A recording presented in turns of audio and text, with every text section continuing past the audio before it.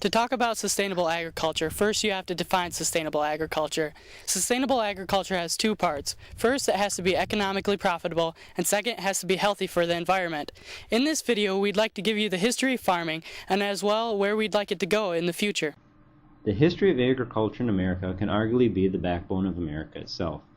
Agriculture itself began at the turn of the 18th century, with all seed sowing and cultivation being done by hand. In the mid-1800s, the plow is invented and John Deere begins producing it. At this point, 75 to 90 hours of labor are needed to produce 100 bushels of corn.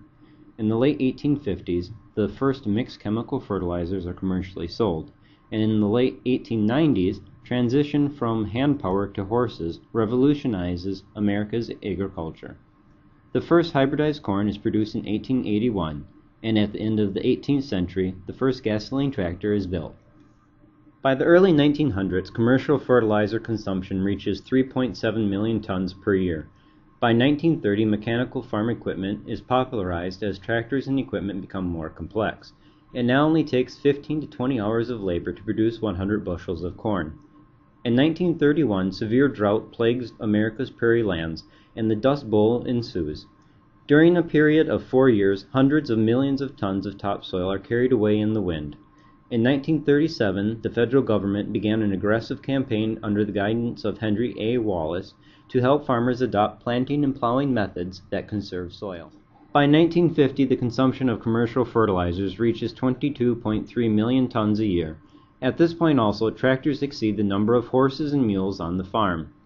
By 1960, thanks to development of the planter, larger 14-foot plows, and two-row harvesters, the labor required to produce 100 bushels of corn falls to 5 hours. And by 1980, the hour of labor needed for 100 bushels of corn falls to 2.5 hours. Also in 1980, the no-till farming method gains popularity as sustainable issues are recognized. In the early 1990s, genetically modified crops are introduced. At the turn of the 20th century, organic farming practices gain popularity as sustainability takes the focus of current agricultural practices. The future of farming is unknown, however it rests solely on sustainable practices, especially as the world's population continues to grow. The first step towards the future of sustainable agriculture is community-supported agriculture. Community-supported agriculture is like a community co-op where consumers can buy shares from the farmer in the beginning of the year. These shares can consist of boxes of vegetables and much more. One way to look at it is it's like a membership to a farm. Some benefits of community-supported agriculture would include farmers getting money up front. This increases cash flow, which makes farming actually profitable, so farmers don't have to rely on government subsidies. It also allows farmers to break away from government subsidies, which allows them to grow a variety of food rather than one single food. Another benefit would be the consumer gets to know more about the foods they're consuming, and they will also get a steady flow of food. The last benefit of community-supported agriculture is that it is environmentally friendly. Community-supported agriculture reduces the distance the food travels, which in return reduces the consumption of fossil fuels and reduces greenhouse gas emissions. The second step to make agriculture sustainable is by changing the farming practices. Farming practices need to change to allow crops to grow more efficiently, safe, profitable, and seasonally. Fertilizers. Chemical fertilizers are a big deal because they are expensive, unhealthy, and they pollute waterways.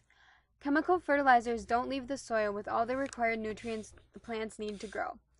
Chemical fertilizers also are expensive and will not be able to maintain the production indefinitely, especially since they're made from fossil fuels. The available option is organic fertilizers. Organic fertilizers include manure, worm castings, peat moss, seaweed, sewage, and guano. Organic fertilizers are less expensive, and they can be made on site by composting your food and agricultural waste. By doing this, you are also using less fuel to transport them. This also allows you to know what is exactly in your fertilizer. The problems with chemical pesticides. The nitrogen and phosphate and other chemicals that are in the pesticides go into the groundwater and can contaminate many things such as drinking water, lakes, rivers, and streams. Chemical pesticides are hazardous to humans and other animals. As the use of pesticides increase, their effectiveness decreases. The pests become genetically immune to the pesticides, and it also kills all the good, naturally occurring bugs that help out to kill the bad bugs. Pesticides kill everything but the plants when sprayed. Alternative solutions to chemical pesticides is integrated pest management, or IPM. IPM is not a single pest control method, but a series of pest management evaluations, decisions, and controls. The third farming practice that needs to change is the way we utilize technology. We should be taking advantage of advanced technology to make growing more cost-effective and efficient.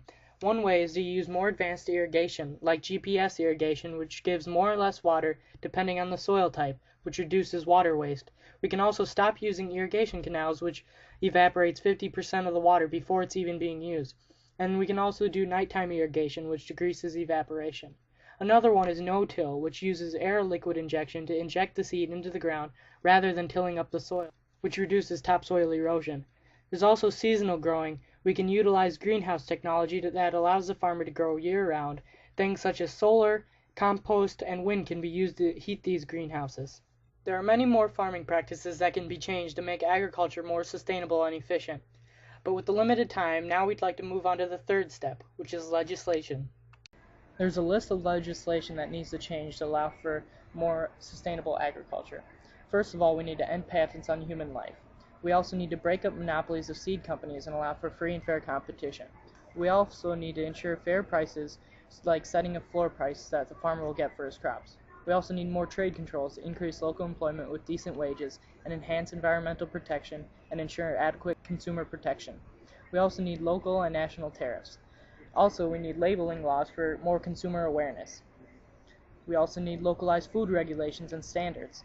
And lastly, we need subsidies to take away some initial startup costs to utilize technology that is available for our farmers. And we also should be giving subsidies to those that want to be more efficient and sustainable. Thank you for watching our video. By implementing these steps over the following decades, we believe it will allow for sustainable agriculture to be a feasible goal.